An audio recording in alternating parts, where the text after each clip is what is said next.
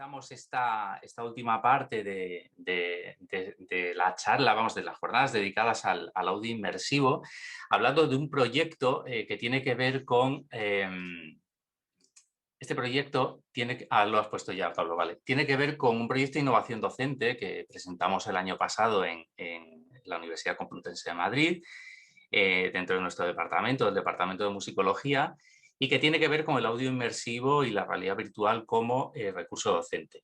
En una segunda parte de la charla, y creo que he visto ya por ahí a Alejandro conectado, hablaremos de algo que ha salido ya a colación en las intervenciones anteriores, tanto José Javier y principalmente Miquel, el tema de la transferencia, digamos, a nivel comercial de todas estas tecnologías, ¿no? ¿Qué sentido tiene y cómo el usuario puede interiorizar y puede empezar a utilizar en su ocio, vamos a decir, este tipo de nuevas tecnologías? Bueno, el contexto del que partimos es, por lo tanto, un proyecto de innovación docente que, como digo, coordino yo y al que pertenece Pablo Espiga, al que le doy la bienvenida también, por supuesto, doctorando del Departamento de Musicología. En la actualidad forma parte del equipo del Laboratorio Sonoro del Departamento con una beca predoctoral como ayudante de investigación y... en fin, él ha sido casi el mayor protagonista en esta serie de grabaciones que estamos haciendo y en la segunda parte de la charla os explicará bueno, exactamente con qué estamos trabajando y con qué dispositivos. Nada, voy a hacer una pequeña introducción que bueno, no podemos obviar ni podemos olvidar que estamos en una facultad de historia, ¿no? Y que pertenecemos, para nosotros la contextualización histórica tiene un papel muy importante. No sé si está tapando, Pablo, los títulos o no se ve, ¿no? Sí, hay un cuadrado que no se ve muy bien qué es, que está tapando el título. No sé si puedes quitarlo. Sí que lo puedo quitar, sí. Lo puedo quitar, lo puedo poner por aquí. Vale, un segundito. Bueno, vamos a empezar haciendo precisamente esa contextualización histórica, ¿vale? Ese contexto histórico del cual hablábamos. Bueno, siempre que uno empieza a asociar la imagen con el sonido y la experiencia del usuario, viendo unas imágenes en movimiento, un sonido bueno, que nos muestra una serie de eventos musicales, lo asocia pues, a los comienzos de la grabación, lógicamente, ¿no? Nosotros, evidentemente, podemos hablar del fonógrafo, de Edison, podemos hablar del gramófono, podemos hablar de Berliner. Hablar de Edison es también hablar del kinetófono, ¿no? Y recordar que el kinetófono conllevaba un visionado individual. Y me gustaba empezar con esta imagen en la que se ve bueno, una persona que está viendo esas imágenes en movimiento y con un sistema de conducto acústico hacia los oídos que le permitía, bueno, poder captar esas vibraciones. Bueno, cuando el kinetófono efectivamente era una evolución del kinetoscopio, que el kinetoscopio solo permitía visualizar imágenes, como sabemos, y el kinetófono fue un poco esa sincronización y esa asociación entre el mundo de la imagen del kinetoscopio y las posibilidades de grabación sonora que tenía el gramófono. A ver, es un poco lo que ya hemos estado diciendo todo el tiempo, pero en definitiva que estas tecnologías no son nuevas, no es una novedad. Hay una cierta inquietud ya, fijaros, por escuchar en estéreo o por incluso visualizar imágenes bueno, con una cierta profundidad y con una cierta tridimensionalidad, ¿no? Ahí están dispositivos de la década de los años 30 del siglo XX como el estereoscopio, donde ya se jugaba bueno, con esa profundidad con la que nuestro cerebro consigue, con la combinación de la información de los dos ojos, conseguir una profundidad en las imágenes que, bueno, que podía llegar hasta nuestros días, ¿no? Recordemos en este sentido que, bueno, la óptica, el mundo de la óptica y de la grabación no estaban muy desencaminadas, no en vano los primeros gabinetes fonográficos, los primeros centros, digamos, donde se hacían grabaciones, normalmente eran en trastiendas de ópticas muchas veces, ¿no? Se producía este tipo de cosas.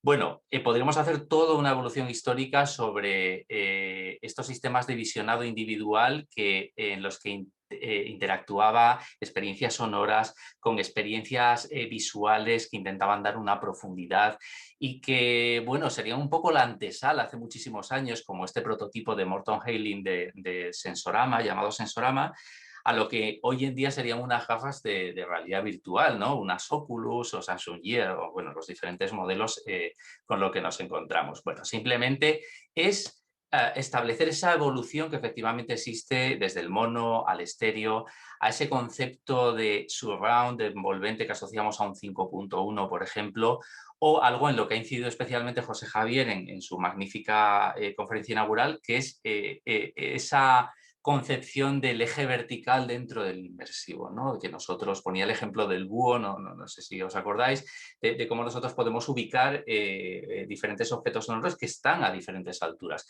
Verdaderamente eso fue una limitación del estéreo, algo que no permitía el estéreo, incluso el sonido envolvente, el sonido surround, y que el sonido inmersivo permite jugar con ello, ¿no? Permite jugar con ese eje vertical. Bueno, simplemente por dar algunos nombres, antes los cité, os quería dar un dato que para mí es muy significativo, que son bueno, una serie de experimentos que se hicieron en el último cuarto del siglo XIX, que se llamó el Teatrofón, en donde en directo se hacían una serie de emisiones, bueno, en París fueron los primeros experimentos, para una experiencia musical en estéreo, ¿no? A través de una línea telefónica que enviaba dos señales diferentes por dos caminos diferentes y demás. No nos da tiempo a entrar en detalles, pero todo un concepto, o sea, todo un precursor, ¿no? Una experiencia pionera en la concepción del estéreo, ¿no? En tener diferente información entre lo que escuchamos en el oído izquierdo y lo que escuchamos en el oído derecho, ¿no? Esa base sobre la que se fundamenta la estereofonía y luego toda la teoría binaural que ya se ha explicado. Solo por citar una década, en los años 30, Harvey Fletcher y Alan Blumlein experimentaron totalmente con este tipo de experiencias, ¿no? Fletcher con diferentes tipos de altavoces ubicados en un mismo espacio, y Blumlein, que era un ingeniero asociado a la EMI, bueno, de hecho, voy a poner en nada 10 segundos, en YouTube tenéis una serie de archivos que pertenecen al canal de Abbey Road, que como sabéis originariamente eran los estudios de EMI, donde Blumlein empieza a experimentar con un objeto sonoro que se desplaza a izquierda y derecha con, bueno, con dos de sus ingenieros de su equipo. Vamos a escucharlo brevemente.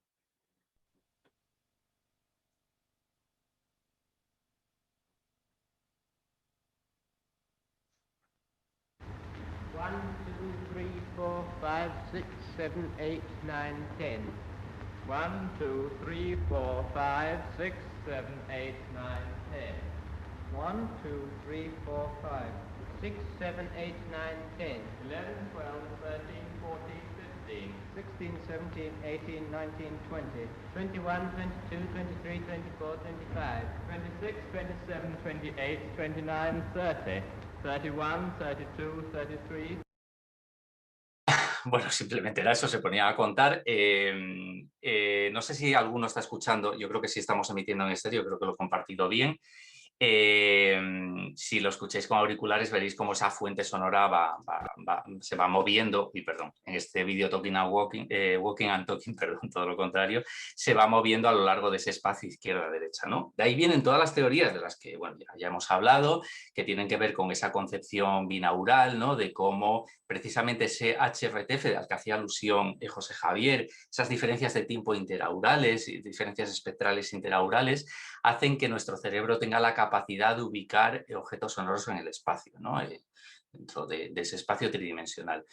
Evidentemente ahí hay toda una serie de técnicas microfónicas estéreo que pasan, entre otras cosas, pues, bueno, por ese concepto de dummy head, como la Neumann KU100 que tenemos ahora en la imagen, que José Javier ha hablado de ella también, y que efectivamente puede ir mucho más allá, como en el prototipo de Breuer que ya incorpora hombros y las reflexiones de los hombros, incluso el estudio que se hace con esas microcancelaciones que se generan en el PINA, ¿no? que se denomina científicamente los pliegues del pabellón auditivo, que personalizan nuestra capacidad de escucha. Nosotros no escuchamos un sonido directo que entra directamente dentro del oído, sino que escuchamos la suma de todas esas reflexiones que provocan microcancelaciones, que provocan, bueno, con filtering y una serie de fenómenos acústicos que finalmente hacen que percibamos las fuentes sonoras tal y como lo hacemos, ¿no?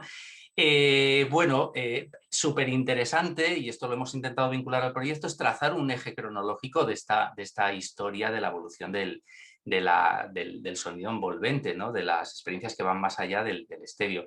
Steinberg y Snow, también dos ingenieros asociados a la Bell, en un paper de 1930 ya hablaban de algo que ha dicho también José Javier, que es la necesidad de, en la pantalla cinematográfica, que no todo el mundo sabe que es una pantalla perforada, lo que pasa es que nuestro ojo no lo percibe cuando vamos a ver una película, tiene altavoces colocados detrás y tiene un altavoz central colocado detrás. Ellos empezaron a ver que cuando las dimensiones de la pantalla eran excesivamente grandes, se perdía la imagen central de la señal estéreo si teníamos varias fuentes sonoras, y empezaron a teorizar un poco bueno, y a implementar en la práctica, por supuesto, la incorporación de varios altavoces, ¿no? La evolución de la grabación y de la captación sonora ha sido ese camino y esa lucha por incorporar más micrófonos. También antes hacía alusión a los diferentes árboles. Este es el Decatri, que implementó la discográfica Decca. Todas las grabaciones que se hicieron en el Sofins en su momento de árboles en los que se introducían, bueno, 3 o más micrófonos para hacer una captación de la imagen del ancho de la sala de la imagen estéreo lo más fiel posible, y esto lo conectamos directamente a ese concepto de alta fidelidad, ¿no? Aquí, aquí tenemos un seteo del árbol Decca que está justo encima del director, bueno, en este caso Karajan, dentro de estas sesiones de grabación. Un poco el primer objetivo del proyecto Innova Sonora era que nosotros mismos tuviéramos clara esa evolución desde el estéreo, la incorporación de un altavoz central, la incorporación de 2 altavoces traseros, antes lo mencioné, lo que sería la cuadrafonía, el surround que aparece asociado a finales de los 70, a películas muy comerciales como Star Wars, por ejemplo, donde se empieza a implementar una tecnología en el que se incorpora un altavoz trasero o un surround trasero, o el 5.1 que se estandariza posteriormente, ¿no? Bueno, esas son las primeras experiencias de cómo, como vemos aquí, un cine tiene una pantalla perforada, una serie de fuentes sonoras que están incorporadas detrás, donde el oyente sigue la acción y se fija, pero luego donde tiene toda una serie de conjuntos de altavoces satélite alimentados por copias de un único canal. Bueno, originariamente son drivers. No sé ese concepto de objeto sonoro que implementamos en el Dolby, pero bueno, son drivers que se envían físicamente a diferentes lugares de la sala y que dan esa percepción envolvente, ¿no? Bueno, pues tecnologías como la DTS, que sobre todo se estandariza en la década de los años 90 del pasado siglo, hacen que lleguemos finalmente a este concepto del Dolby Atmos, que no es el único. Aquí os muestro, por ejemplo, creo que está en otra diapositiva, está la comparativa un poco entre el Auro 3D y el Dolby Atmos, y que tiene que ver con el sonido inmersivo en las salas de grabación. Y bueno, Miquel lo ha dicho con altavoces que están en posición cenital, ¿no? Tenemos altavoces en el techo que nos transmiten también esa información. Claro, ¿cuál es el hándicap aquí? Y ya voy terminando y doy paso a Pablo. Que evidentemente esto no lo podemos implementar ni en nuestras casas. Bueno, sí que lo podemos implementar, pero exige una adaptación de los dispositivos físicos que tengamos, ¿no?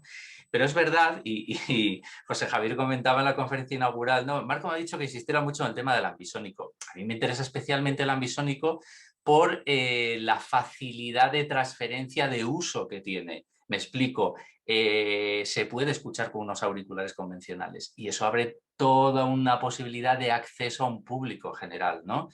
Y a una escucha doméstica que no está asociada a tener que ir a un tipo de salas en concreto, que por supuesto tiene también todo el interés y abre incluso todas unas posibilidades de negocio, ¿no? El poder ver conciertos con esa tecnología en una sala tratada acústicamente y con los dispositivos necesarios, os puedo asegurar que es una experiencia única que yo he tenido. Además, he tenido la suerte de escuchar en su momento alguna mezcla de Mikel en Dolby Atmos, en unos estudios equipados con esa tecnología, y la experiencia es increíble, desde luego. Bueno, el inmersivo en definitiva conlleva eso, introducirse sensorialmente. Me gustó también cómo terminaba esa charla, la parte sensorial, con la capacidad que va más allá, como dice Drumeva, de la capacidad que tienen los medios convencionales para lograrlo. Evidentemente se pueden conseguir experiencias y sensaciones que nada tienen que ver con la experiencia exterior. Encontramos voy a solo transmitir 2 reflexiones y termino, una asociación, que es una de las cosas que estamos trabajando en el proyecto, entre esa innovación tecnológica y la experiencia sonora del espectador. Ahí están las investigaciones de Steinberg y Snow en los años 30, el propio Fantasound del que hablábamos antes en los años 40, el cuadrafónico de los 70, o ya el Dolby Digital, las experiencias 5.1, añadiendo altavoces traseros y Low Frequency Effects, un LFE, un subwoofer, ya dándonos esa experiencia de sonido envolvente. Bueno, esto nos lleva a conectar con la palabra ambisónico y con esta percepción sonora 360 grados. Bien, debemos asociar la palabra ambisónico, como ya ha quedado claro, a nuestra condición de escucha binaural, y en definitiva no estamos tampoco transformando nada que no sea inherente a nuestra propia escucha. Es partir de un hecho fundamental, que es que tenemos 2 oídos y que somos capaces de asimilar diferente información entre un oído y el otro. Y nuestro cerebro suma esas 2 informaciones que nos hacen ubicar las fuentes en el espacio y que nos hacen tener claro que un objeto sonoro nos viene detrás, nos viene de un lateral, nos viene delante de la orientación que sea, ¿no? Esto tiene que ver con esta matriz, no voy a insistir más, de la que ha hablado ya José Javier, y con el uso de unos micrófonos específicos. Y bueno, ahora ya doy paso a Pablo, que tienen que ver con la grabación ambisónica. Concretamente esta es la grabadora con la que hemos estado experimentando. Bueno, esta tecnología, aunque es una tecnología de los años 70, que fue introducida por ingenieros como Gerson, Barton, Felget, la percepción auditiva 3D encuentra su mayor aplicabilidad con la realidad virtual, que bueno, es algo que creo que también ha quedado claro en las charlas que llevamos esta mañana. Bueno, nos enfrentamos a muchos hándicaps, entre ellos que, claro, una experiencia colectiva, como puede ser la de la escucha musical o la de la escucha de grabación de un concierto, evidentemente podría llegar a convertirse en una experiencia inmersiva individual. ¿Cómo se puede interactuar? Bueno, pues ahí está un poco el papel de la tecnología, incluso con ciertas redes de conexiones, como el mundo del videojuego, que antes lo citaba Jaime. Yo creo que también es clave en estas posibles incursiones virtuales de varios usuarios que interaccionen con una experiencia inmersiva, ¿no?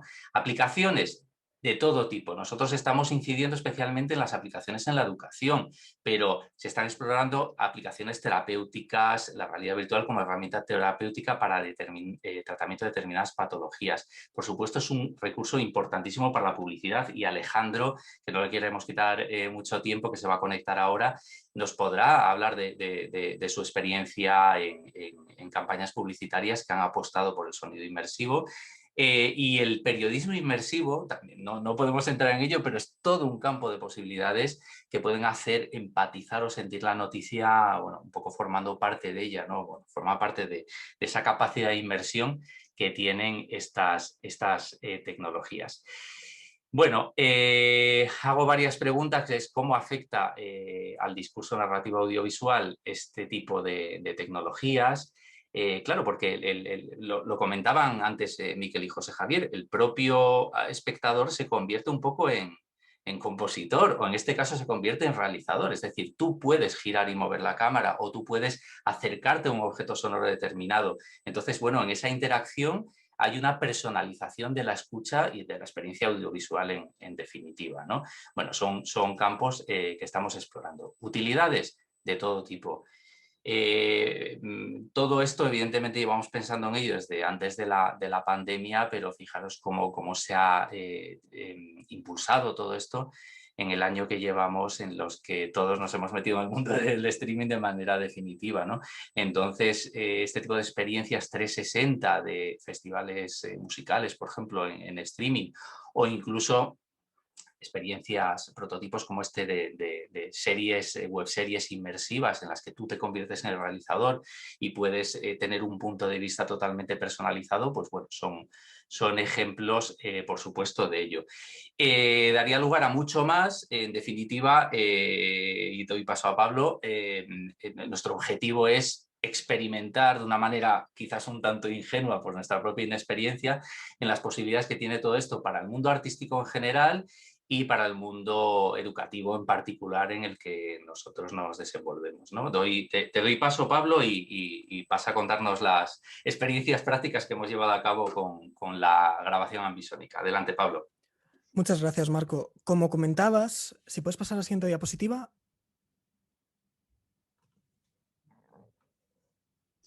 Bueno, perdón, ya está. No pasa nada.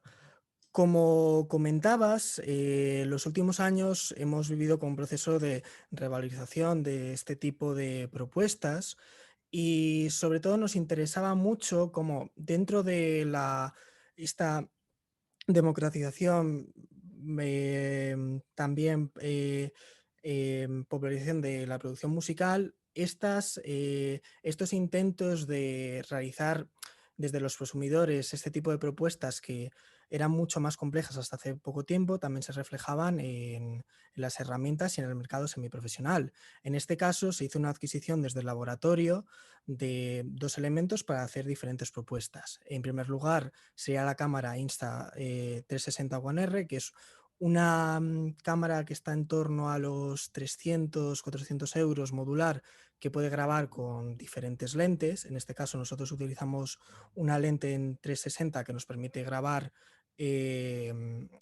para este tipo de aplicaciones, incluso para luego transformar para ver desde un visor de realidad virtual. Y luego la grabadora Zoom H3, que graba en diferentes formatos como AmbiX o FUA, con 4 micrófonos. Esto es nos pareció muy interesante. ¿Puedes pasar al siguiente, Marco? Nos parecía muy interesante replicar alguno de los formatos que más se suelen ver en YouTube, ya que nos interesaba mostrar este tipo de utilidades desde, por así decirlo, desde el uso que se está dando la cultura popular en Internet, como ya sea agrupaciones distribuidas de manera circular, donde las fuentes sonoras se establecen desde uno de los puntos. En este caso hicimos una grabación con flauta y ukelele, en cual los intérpretes estaban en lados enfrentados y tú tienes que mover el visor o la cámara para poder situarlos. Luego un solista en movimiento, es decir, la cámara fija en un punto mientras el músico, en este caso el flautista Jaime Fernández, también musicólogo, se desplazaba en un espacio abierto tocando una pieza. Entonces tenemos que ir ubicándolo en el espacio. Y bueno, en primer lugar, un ensayo de la grabación de la orquesta de la facultad, dirigido por Marta Rodríguez Cuervo, y nos interesaba mucho un poco mostrar la experiencia desde el punto de vista de un músico que estaba dentro del ensayo, con lo cual, si podemos ver esto, se hicieron varias pruebas en la cual ubicamos la cámara en diferentes posiciones. Paso diapositiva, Sí. ¿no? Esto lo realizamos de la siguiente manera. Bueno, en primer lugar se realizó una edición en Reaper y una mezcla simplemente con el archivo que se procesaba a través de la cámara, sin realmente unas técnicas de mezcla complejas, ya que aunque podíamos haber elaborado utilizando diferentes modelos, decidimos hacerlo utilizando simplemente la cámara ambisónica y tratando los 4 canales de la misma manera, con lo cual se aplicó una serie de procedimientos de ecualización, compresión, reducción de ruido, pero muy débiles. Debo remarcar que, dado que realizamos en exteriores y estamos todavía en un proceso de pruebas, podéis escuchar los vídeos en exterior que se escucha una serie de ruidos de ambiente, por lo cual con ellos pido disculpas, pero también creo que es interesante ver cómo cambia la perspectiva de dónde vienen. Todo esto se realizó con el programa Reaper, ya que permitía las ediciones y las exportaciones en los formatos de ambisónico. Y luego, como también estamos hablando de unir un vídeo con un audio, es decir, que se está captando desde diferentes medios, era importante realizar una conversión, sobre todo a nivel de codificación, en programas como, en mi caso fue Final Cut, pero también se podía realizar en otros programas gratuitos como DaVinci Resolve. Y luego, como comentaba José Javier al principio de esta presentación, hay una serie de procedimientos, herramientas y librerías que se deben de utilizar. En este caso, para unificar el vídeo 360 con la grabación de audio y que fuera reactiva en el vídeo, es decir, que si tú te desplazaras en el vídeo, la fuente sonora se desplazara. Utilicé la suite de Facebook que se llama Facebook 360 Workstation, que tiene, aparte de una serie de plugins integrados en el DAW que permiten posicionar en el ambiente y reconocer incluso las fuentes sonoras, de tal manera que si grabamos con un micrófono de corbata, podríamos señalar y él crear una automatización de dónde se mueve. En nuestro caso fue mucho más simple porque solo teníamos una fuente sonora central que captaba todo. Y bueno, he de decir que, como comentamos estas mañanas, estas herramientas son todas de acceso gratuito, salvo Final Cut, pero sí que tenemos que contar con la base que es necesario un cierto conocimiento de instalar y saber moverse en plataformas como GitHub para instalar este tipo de componentes, aunque como comentaba, realizar este tipo de trabajos realmente se ha visto como a través de tanto tutoriales en internet como las propias herramientas están muy al servicio del prosumidor. Y bueno, simplemente si se puede pasar a la siguiente diapositiva, o lo podéis ver los vídeos que se han incorporados en el chat. Tenéis los 3 ejemplos que se han realizado, las 3 tomas.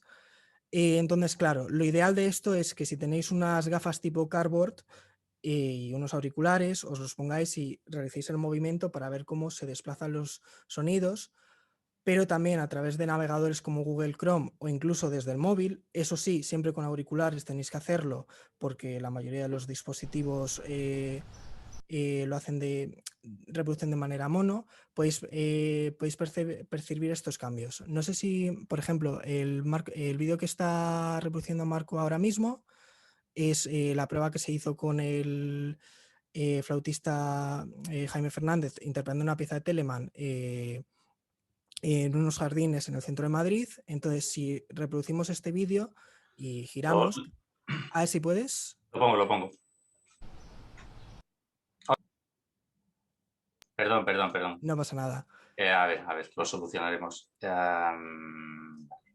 Aviso que es posible que desde el vídeo integrado no se reproduzca cómo se tiene que mover o el audio se pueda mover. ¿Te aviso? Vale, salgo yo por ahí diciendo cosillas, pero me parecía interesante también. Entonces, Marco, si puedes girar el vídeo, el eje. Como vemos ahora mismo está saliendo por el lado derecho.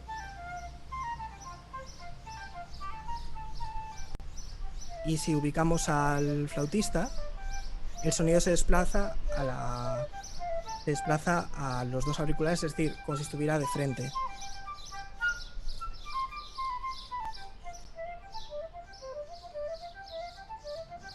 Esto lo podéis ver de manera más detenida en el canal de Sonolab, y simplemente deciros que aunque el acceso a estas tecnologías y realizar este tipo de contenidos se ha democratizado mucho, tenemos que ser conscientes del trabajo que supone trabajar con este tipo de archivos. Es decir, la Insta360 es una cámara que graba 4K y genera 2 archivos, es decir, nos vamos a tamaños de un vídeo es de 1 minuto, 2 minutos, alrededor de 3 gigas, entonces tenemos que ser conscientes de las problemáticas relacionadas con los ordenadores capaces de reproducir este contenido, pero por suerte las plataformas como YouTube han apostado mucho por él y casi desde cualquier dispositivo móvil se puede reproducir. Y con esto sería todo. Pues muchísimas gracias, Pablo. Bueno, por no quitarle más tiempo a Alejandro, que estará ya por ahí conectado. No sé si, Alejandro, te podemos ver por ahí. Creo que está ahí, Alejandro. ¿Qué Perfecto. tal, Marco? ¿Cómo ¿Qué estás? tal? Bienvenido, Alejandro. No sé si me ve porque no me veo yo a mí mismo. No sé, en la parte superior derecha tienes como opciones de view, ¿no? Y A ver, ahora sí, ahora sí. Ahora, vale. Estamos ¿Qué ahí. tal? ¿Cómo están? Es que es un Zoom no es formato webinar, sino que estamos todos al mismo nivel, por eso te aparece la gente sin la cámara y demás. Pero bueno, te vemos perfectamente. Bienvenido, Alejandro. Además, no hace falta que nos digas dónde estás ahora mismo, porque el logo que tienes No, detrás te me he puesto muy corporativo. el logo corporativo. Bueno, en primer lugar, darte la bienvenida y las gracias, por supuesto, nuevamente, porque sé que tienes una agenda muy complicada y sacar un hueco es difícil. Que te hayas acercado a estas terceras jornadas de investigación en producción musical de la Universidad Complutense de Madrid.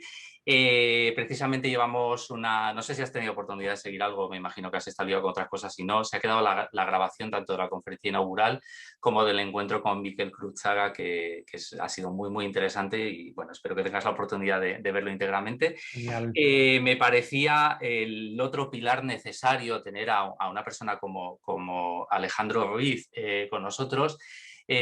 Hago una breve presentación y contextualización para no quitar más tiempo a los 15-20 minutos que vamos a estar con esta última parte de la sesión. Alejandro, bueno, es un poco de todo, ¿no? Es ingeniero de teleco, es músico, artista, compositor, actualmente QAR dentro de Warner Music Group en España. Después de haber pasado por Warner Chappell, de la editorial de Warner, o sea, un amplio conocedor de la industria musical, tanto de la industria editorial como discográfica, pero claro, con un factor trascendental para mí, que es que conoce perfectamente el mundo de la ingeniería de audio. Bueno, conoce, que no lo he dicho, es el primer instructor de W-Wise en España, que es un software específico para el diseño sonoro en videojuegos. Por lo tanto, el mundo audiovisual del videojuego es perfectamente conocido por ti, pero además coincide que tú ahora mismo trabajas profesionalmente en el mundo de la industria discográfica.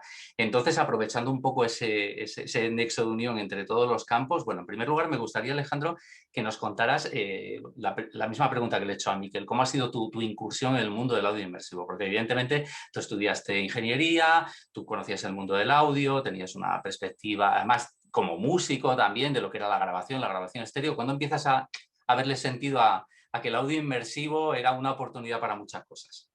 Pues el primer acercamiento que tuve con el audio inmersivo y sobre todo con el binaural fue con la realización del proyecto final de unos estudios de producción musical que realicé, y en ese proyecto pues construí mi primer dummy head. Ese fue como el primer acercamiento al audio inmersivo que tuve. Tuve el pálpito en ese momento de que pues tecnológicamente me resultaba interesante a nivel también audiovisual, y esa construcción me hizo sentarme con empresas de publicidad, una de ellas de Brain, que fue con la que estuve currando durante varios años haciendo diferentes proyectos audiovisuales. Les planteé esta opción de llevar este audio inmersivo binaural a producciones VR, que ellos se estaban especializando en ese tipo de piezas audiovisuales para hacer documentales y piezas de publicidad. Y empezamos a trabajar. Me encontré con el Facebook Spatializer, empecé a investigar y poco a poco pues fui cogiendo experiencia en este sector de audio binaural, ambisónico y en definitiva con el espacial audio. Un poco la conversación esta mañana ha sido, bueno, cómo en primer lugar estas tecnologías se acercan al mundo cinematográfico, que bueno, al final yo creo, o sea, hablo de un poco del sonido envolvente en general, el surround en general, ¿no? Creo que era una incursión natural porque evidentemente aporta a la imagen algo trascendental, ¿no? En ese sentido, dentro del discurso narrativo audiovisual. Pero esta mañana uno de los objetivos era centrarnos en el papel del inmersivo en la música. Entonces, si quieres, vamos pasando un poco por tu experiencia profesional. Tú has trabajado en el mundo del documental, ¿no? Y has trabajado en el mundo de la publicidad. O sea, ¿qué crees, en tu opinión, que aporta a esos mundos? Por ejemplo, estoy pensando en la publicidad, un poco el engagement con el usuario, si a las marcas les ofrece oportunidades que se pueden explorar desde esta tecnología, y en el caso concreto del documental, que nos puedes citar algún ejemplo, cómo puede proporcionar nuevas experiencias únicas en el usuario, ¿no? En el espectador. Pues yo creo que la justificación está en esa última palabra que has dicho, que es crear nuevas experiencias. Al final, para la publicidad está constantemente intentando comunicar e impactar en el usuario y buscando nuevas formas de atraer la atención de cualquier espectador. Una de estas formas que se explotaron pues, hace unos años fue la realidad virtual. Realmente son piezas grabadas con cámaras, no es una realidad virtual de un entorno digital, sino que realmente es vídeo 360, que a través de la publicidad pues, y de este formato de VR, pues intentaba llegar de otra forma al usuario. Pues a lo mejor ejemplos como en algunas agencias y marcas que trabajé, como Gillette, pues es montar un stand y en lugar de pues simplemente mostrarte pues su producto, es colocarte las gafas y que vivas una experiencia, que conectes con el producto y que lo conozcas desde otro punto de vista, a lo mejor más creativo, y demostrarte ciertas funcionalidades que a lo mejor en directo o viendo el producto en sí no puedes apreciar. Otra fue, por ejemplo, para Emilio Tucci, el Corte Inglés, pues estar en el backstage de la pasarela, ver cómo se maquillan, cómo se hace el vestuario, cómo se fabrica todos esos trajes, ir a la fábrica. Al final es poner al usuario en un punto de vista y en una situación en la que, por regla general, él no puede estar, pues detrás de un backstage o en una fábrica, etcétera. Y esto un poco también fue la idea de los documentales que estuvimos trabajando. Hicimos 4 piezas para el canal Odisea, en el que llevábamos al espectador a ciertas localizaciones en las que cualquier persona no puede entrar. Pues fuimos al astillero de Navantia en Cádiz, al Gran Telescopio de Canarias, el GTC en La Palma, fuimos al Supercomputing Center en Barcelona, nos montamos en un Eurofighter y grabamos pues como un militar pilota un Eurofighter y todo lo que hay detrás. Al final es poner al usuario en situaciones en las que es muy complicado que cualquier persona pueda acceder y mostrárselas desde un punto de vista inmersivo, tanto en vídeo como en audio, que es súper importante. Siempre han habido, o sea, esta tecnología siempre ha existido, bueno, siempre no, obviamente, pero desde hace muchos años. De hecho, yo hice mi primer dummy head y no trabajé de esto como a los 2 o 3 años después, que el mercado acogió esta tecnología y empezó a desarrollarla en gafas pues un poco más low cost y que eran accesibles al usuario, como la Samsung Gear. Pues al final todo esto va de la mano de, por un lado, del vídeo y del audio. Hay muchas producciones que podemos ver en YouTube que no hay audio inmersivo, solo hay vídeo, y realmente cuesta entender la pieza audiovisual en muchos casos, porque una de las cosas que me gusta decir en este punto del audio es que el audio ayuda a la narrativa del vídeo, en el sentido de que te dirige hacia dónde tienes que mirar, cosa que en un audiovisual 2D no, tú miras a la pantalla y ves constantemente toda la información visual, pero en una experiencia 360, si la acción está ocurriendo detrás de ti y el audio no acompaña, por ejemplo, un diálogo que está ocurriendo detrás de ti, vas a estar perdido, no sabes a dónde mirar. O sea, que el audio inmersivo en este tipo de piezas es fundamental. Totalmente, es el componente totalmente necesario para que ese discurso narrativo, como tú decías, funcione. Yo analicé en un artículo hace un tiempo ya atrás algunos videoclips entre los que había un vídeo, no me acuerdo de la canción, un videoclip de Björk, en el que ya está en una playa, vídeo es 360, pero estás escuchando una grabación estéreo, ¿no? Entonces, evidentemente te falta ese componente para poder hacer tu propia realización y tu propio seguimiento. Evidentemente era en una fase que todavía estaba un poco de incursión o experimentando, y ahora hay muchas más experiencias en ese sentido. Yo tuve la oportunidad, gracias a Alejandro, de visitar el espacio de Telefónica, no me acuerdo ahora el nombre, de audio inmersivo, Sí, de realidad Museo virtual. XR. Efectivamente, el Museo XR. Y gracias a la invitación de Alejandro, tuve la oportunidad de experimentar con diferentes tipos de gafas, y me llamó poderosamente la atención como un vídeo que creo que era un tema de Chainsmokers, que prácticamente tú te introducías en un videojuego, era el videoclip de la canción, bueno, en fin, yo creo que da pie a diferentes experiencias artísticas que, bueno, como bien decía Alejandro, son nuevas experiencias que se aportan al oyente, ¿no?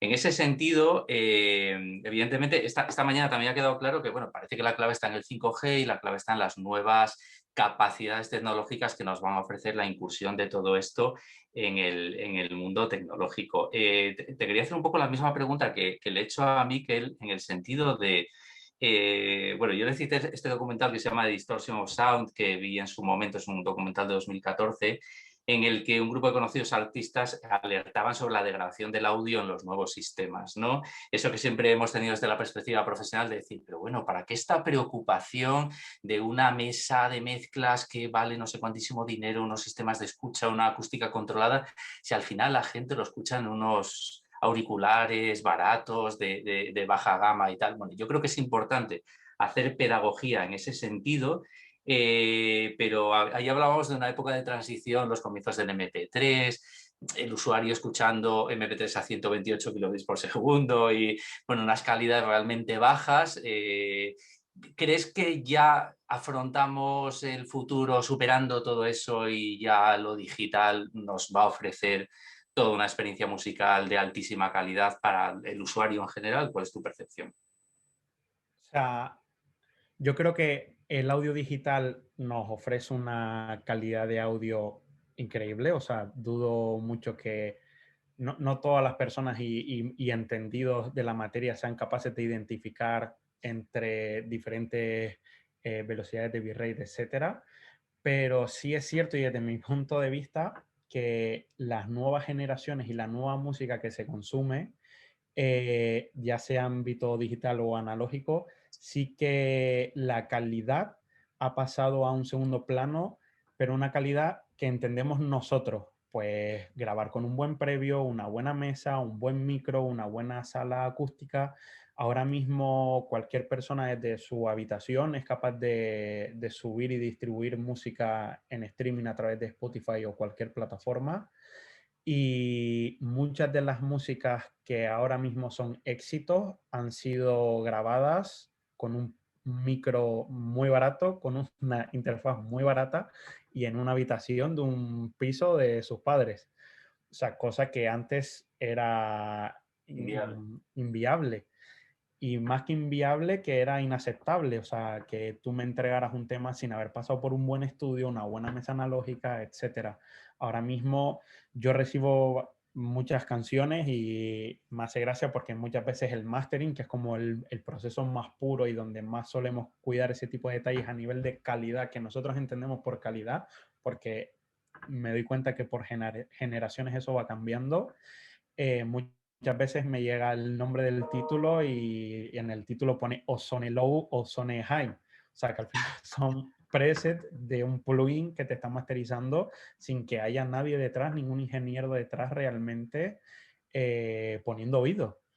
Entonces, como que la calidad ya no es el mundo digital analógico, sino directamente los procesos de grabación y de mezcla y de mastering que conlleva las nuevas músicas que estamos consumiendo ahora mismo. Totalmente de acuerdo. Evidentemente esa democratización, el acceso a la grabación musical conlleva... Bueno, yo el otro día estaba leyendo una estadística del evento este de Spotify de febrero, Stream On, ¿no? Se llamó.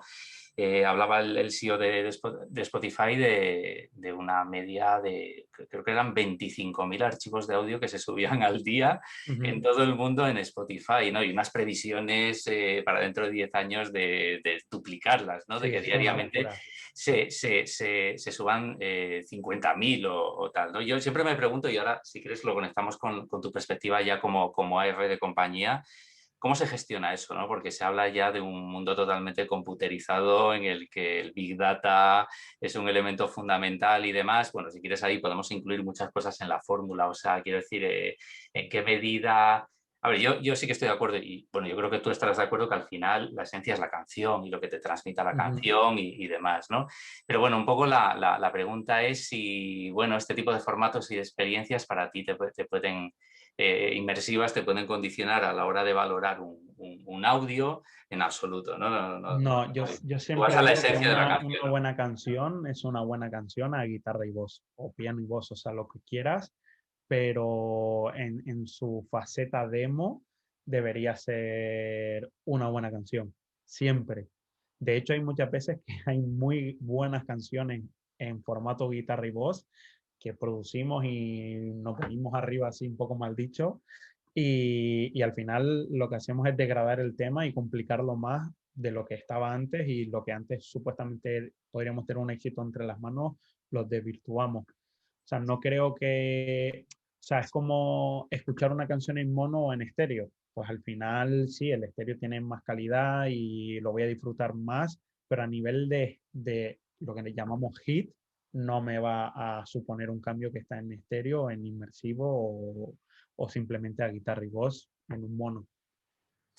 En cualquier caso, bueno, no sé si estarás de acuerdo, si no me dices, la novedad tecnológica parece que siempre ha sido un revulsivo también para la propia industria y para, bueno, transmitir un catálogo determinado a los oyentes, ¿no? Pues ahí está todas las reediciones en Compact Disc de los 90. No sé si podemos hablar de este tipo de experiencias que van un poco más allá del estéreo, como ese revulsivo que pudo haber sido el Compact Disc en la década de los 90 en los años 20 del siglo XXI, ¿no? Como que, bueno, efectivamente, estamos de acuerdo, la canción, la esencia está en la canción, pero al consumidor le tenemos que ir ofreciendo esas novedades tecnológicas, ¿no? Sin duda, sin duda. O sea, por un lado, o sea, si atiendo a la pregunta desde un punto de vista de calidad de música o para fichar un artista o que me sorprenda, o sea, ahí es donde yo pues tiro más al lado de la composición, pero sí es cierto que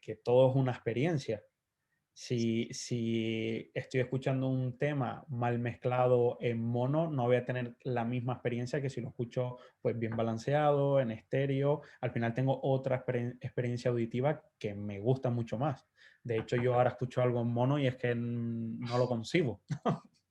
Y creo que en un futuro puede llegar a que a lo mejor escuchar algo en estéreo tampoco lo concibamos, sino que pues ya el audio inmersivo sea el nuevo estéreo. Claro, claro, claro. Bueno, veremos hacia Sí, dónde, pero sí, bueno, nadie yo, tiene la bola de cristal. yo sí creo que podemos tirar por ahí. No me quiero extender mucho más porque bueno, ya llevamos ya varias horas además con la jornada y tampoco te quiero quitar más tiempo, Alejandro, pero no quería desaprovechar la oportunidad para preguntarte ¿cuál es tu opinión? ¿En qué sentido esto puede beneficiar al mundo del videoclip? No sé si tienes una opinión creada sobre ello, porque bueno, tú lo has comentado al principio, verdaderamente esas dos piezas que encajan, que es la experiencia visual y la experiencia auditiva, hasta qué punto se puede llevar a ofrecer nuevas experiencias en el seguidor, en el fan, en el oyente, y si quieres incluso lo podemos vincular a toda, digamos, el crecimiento del streaming en el último año y cómo se pueden llevar experiencias de los fans con los artistas o de conciertos en streaming dentro de esa experiencia virtual 360 inmersiva, etcétera. ¿Cuál es tu opinión? O sea, para mí creo que esta tecnología es bastante positiva para el sector, va a permitir a los artistas ser todavía más creativos e introducir nuevos formatos que antes no se contemplaban. O sea, que yo tenga la opción de a lo mejor de hacer un estreno en un cine con Dolby Atmos, por ejemplo, de un videoclip en el que pues haya un un concepto creativo más allá que el simplemente acompañar a la música, creo que es algo que nos beneficia a todos y sobre todo al artista de poder transmitir una idea con todavía más recursos y herramientas. Antes nos limitábamos a un 2D, a un XY y ahora pues el artista va a poder tener otro eje más para poder crear y transmitir su idea.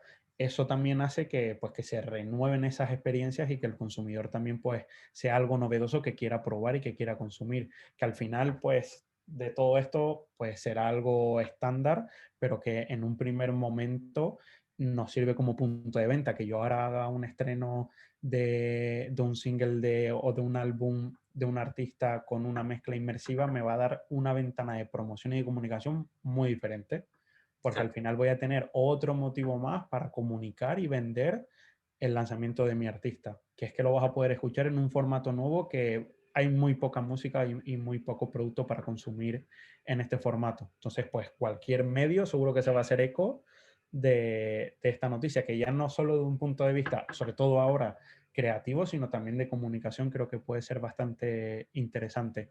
Ahora, por ejemplo, las plataformas como Apple Music, el 1 de junio, abrió la posibilidad de escuchar en Dolby Atmos, pues la propia plataforma va a premiar e incentivar pues, ese contenido en Dolby Atmos, va a apoyar a esos artistas que saquen contenido en Dolby Atmos.